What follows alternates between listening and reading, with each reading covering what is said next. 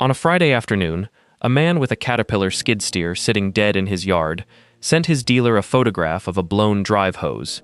The dealer sent out a technician who was not permitted to bring the part. He looked at the hose, agreed it was the hose, and drove away. Caterpillar makes great machines. Nobody is arguing that, but somebody sat down and wrote that policy, and the person who writes a rule like that is a type you can learn to spot years before the market does. The fee to have somebody look at it was $500, paid before a single bolt was turned. The machine was needed on Sunday.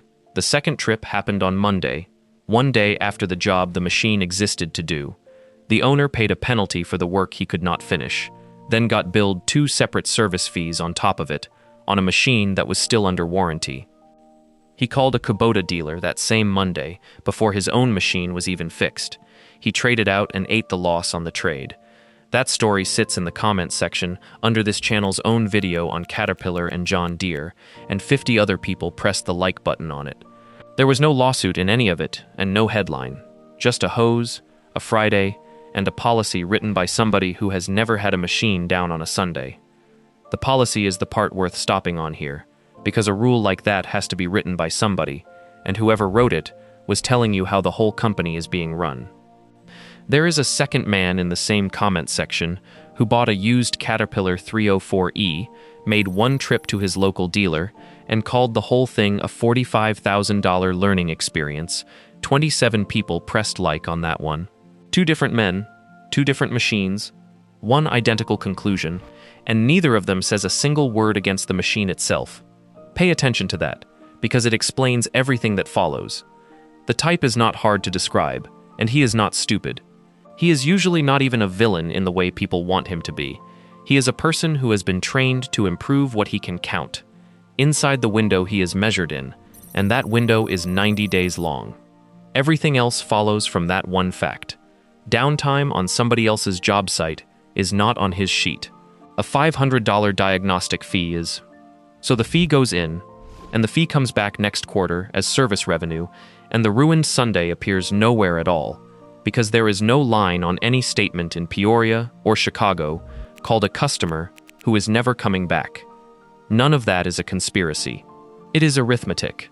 Every organization eventually optimizes for the number it prints, and once the number it prints is service revenue per machine in the field, a fleet full of machines that are difficult to service stops being a failure. On that sheet, a fleet like that looks like it is working. 33 separate people in this channel's comment section have described that exact mechanism without anybody asking them to, and what they keep describing is the machinery that produces the fee. It is the most common thing this audience says, more common than any brand name, more common than Volvo or Komatsu or Liebherr. They have a name for the type as well, and it is not a polite one. We will come back to it. Before we go further, if you run the iron or turn the wrenches on it, subscribe and turn on the bell. The first marker is that he buys what he should have built. In 2010, Caterpillar's rail division paid $820 million for Electro-Motive diesel, plus about another $108 million in adjustments. Electro-Motive effectively created the American diesel locomotive. Caterpillar wrote a check for that history, rather than building its own. Then, the rules changed. Tier 4 emission standards came in around 2015, and across the entire Tier 4 era, North America built roughly 1,200 new long-haul freight locomotives. More than 1,000 of them came from Wabtec. Caterpillar's own antitrust complaint put Wabtec at about 90% of new Tier 4 units, and about 75% of every long-haul locomotive already running. Read that next to the $820 million. The company bought the legend, and then watched the other side take the decade. Here is the detail everyone missed at the time. When the product lost, Caterpillar's answer was not a better locomotive, it was a lawsuit.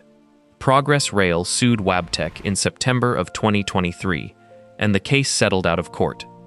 That is the type in one move. The machine stopped winning, so he reached for a lawyer.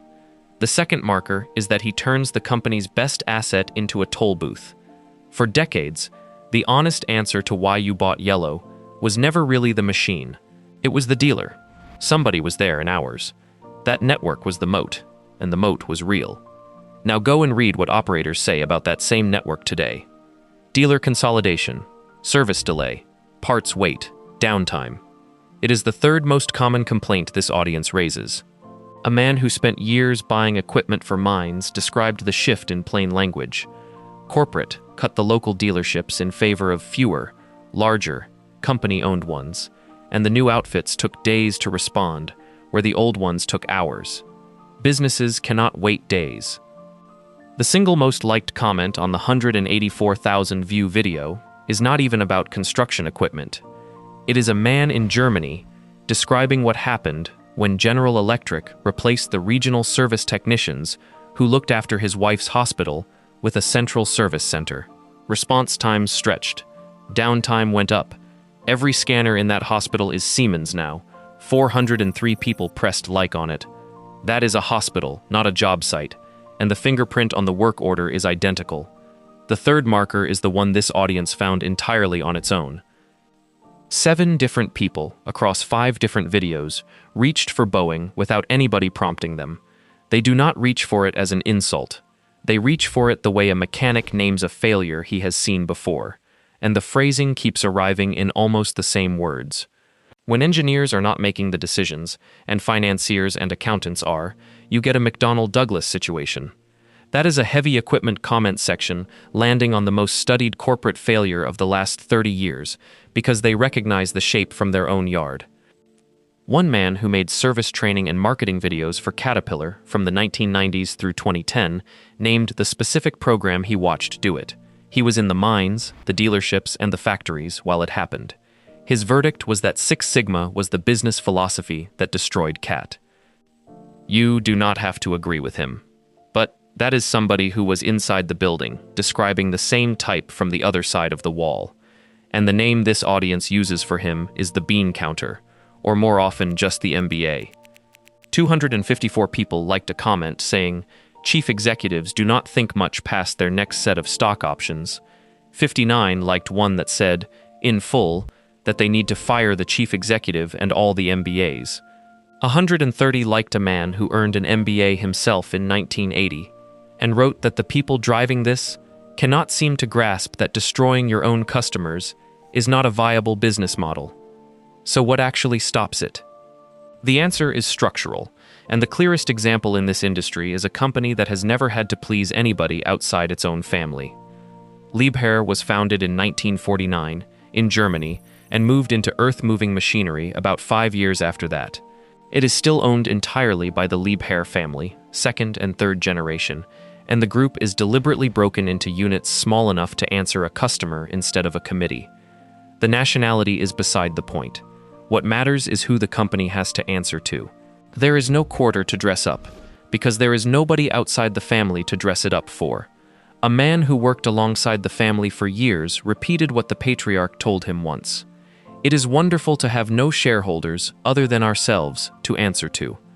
Liebherr is the most named company in this channel's entire comment section. 18 separate people raised it unprompted. Ahead of Volvo at 15, ahead of Komatsu at 14, ahead of Caterpillar itself as a thing people volunteer. Almost nobody in those comments is talking about the paint or the spec sheet. They are talking about who the company answers to. Which raises the uncomfortable half of all this. The type turns up in every country. He is whatever the ownership structure permits him to become. In a family firm with no outside shareholders, he never gets promoted, because there is no quarterly number there for him to win with. Move him into a public company that has to beat its own last quarter forever, and he becomes the most rational person in the room. Which brings all of this to the last week of July, 2026. On the 27th, Erste Group cut Caterpillar from buy to hold. The analyst, Hans Engel, gave 2 reasons. The stock had run 107% in a year and was trading at a price-to-earnings ratio of 43.9, and in the most recent quarter, both gross margin and operating margin fell year over year. The shares dropped 4% that Monday. Hold that number next to the work order. Margins are what you get when you have been charging more for the same thing. They are also the first figure that moves when customers start leaving one hose at a time, without ever filing anything or telling anybody why. Caterpillar reports its second quarter results on August the 4th. The analysts will ask about backlog. Somebody will ask about services revenue growth. And services revenue growth will sound like very good news. Not one person on that call is going to ask about a blown drive hose on a Friday. Subscribe if you want more of these. This channel covers the real story behind the machines, the part the dealer never puts in the brochure.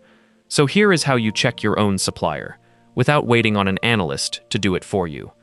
Ask the parts counter one question. Ask whether the technician who comes out is allowed to bring the part, not whether he usually does, whether he is permitted to. If the answer comes back as a policy, you have the type. A company that trusts its own field people sends them out with the part already in the truck, because whoever wrote that rule has stood on a job site at 4 in the afternoon with the light going. A company run by the type sends a man out to look, because looking generates an invoice, and fixing generates a scheduling problem, and the scheduling problem lands on somebody else's number. That is the whole tell. It costs you one phone call, it costs nothing to ask, and you will know more about where that brand is actually heading than a man reading the same filing as everybody else. The man with the skid steer never needed an earnings call, or a downgrade, or a price-to-earnings ratio. He needed a hose on a Friday. What he got instead was a policy, and by Monday morning he had worked out everything the analysts are still writing notes about. The type never announces himself. He does not have to. He leaves his signature on the work order, in the part the technician was not allowed to bring, and every operator who has ever lost a Sunday to it can already read the handwriting.